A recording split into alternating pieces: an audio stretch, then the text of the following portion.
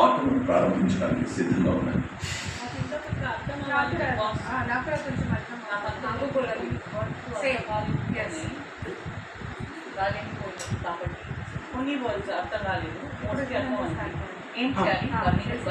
మన దాంట్లో ఇద్దరు పోటీదారులని ఇక్కడ పేరు అనౌన్స్ చేస్తాడు. సో ఇద్దరు పోటీదారులు అందులో నుంచి ఫాస్ట్గా వెళ్ళిపోయి ఆ సుత్త తీసుకోవాలి. ఎస్, అది తీసుకొని ఎవరైతే ఓడిపోతారో వాళ్ళు డైరెక్ట్ నామినేషన్ మనం ఇక్కడ అనుకోండి వేరే వాళ్ళు అవును ఆపోజిట్ వాళ్ళని నామినేట్ చేయాలి. దాని తర్వాత ఇంకొకరిని ఎవరిని నామినేట్ చేయాలి అనుకుంటున్నారో దాన్ని తీసుకొని వచ్చి నామినేట్ చేయాలి. దాన్ని వీళ్ళు డిసైడ్ చేస్తారు దట్ అది కరెక్ట్ రాంగ్ అనేది. వాళ్ళు యాక్సెప్ట్ చేస్తే అవతల పర్సన్ సెకండ్ పర్సన్ కూడా నామినేట్ అయినట్టే, లేకపోతే ఎవరు అనేది వాళ్ళు మనదంతా అయిపోయాక వాళ్ళకి ఇస్తాం.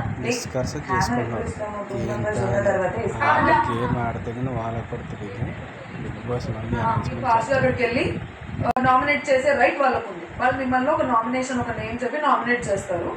అది హ్యావర్ మాకు ఇస్తారు, రీజనింగ్ చెప్తారు మాకు. మేము ఆ రీజనింగ్ రైట్ ఆర్ రాంగ్ మేము చూసి మేము డిసైడ్ చేస్తాం. మాకు ఆ రీజనింగ్ రైట్ ఉంది అనుకో, అతను చెప్పిన ప్లేయర్ డైరెక్ట్లీ నామినేటెడ్. నాకు అతను చెప్పిన రీజన్ నాకు రాంగ్ అనిపిస్తే నేను ఇంకొకరిని నామినేట్ చేయాలి. మళ్ళీ మన టెనెంట్స్ ల్యాండ్ లార్డ్స్ కి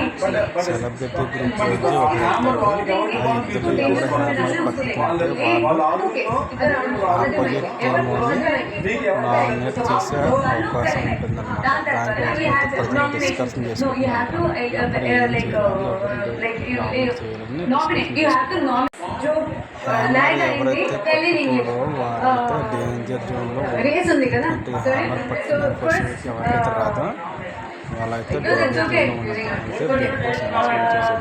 ఓడిపోయిన వారిని కూడా తగిన కారణాలతో నామినేట్ చేయొచ్చు.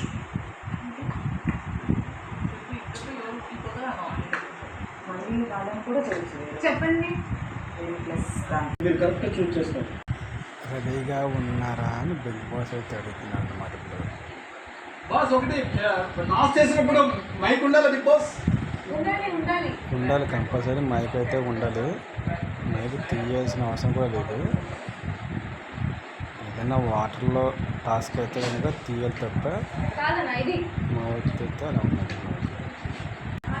బిగ్ బాస్ ఏం చెప్తారంటే స్టార్ట్ అయ్యే ముందు అయితే మైక్ ఉండక్కర్లేదు గేమ్ ఆడేటప్పుడు.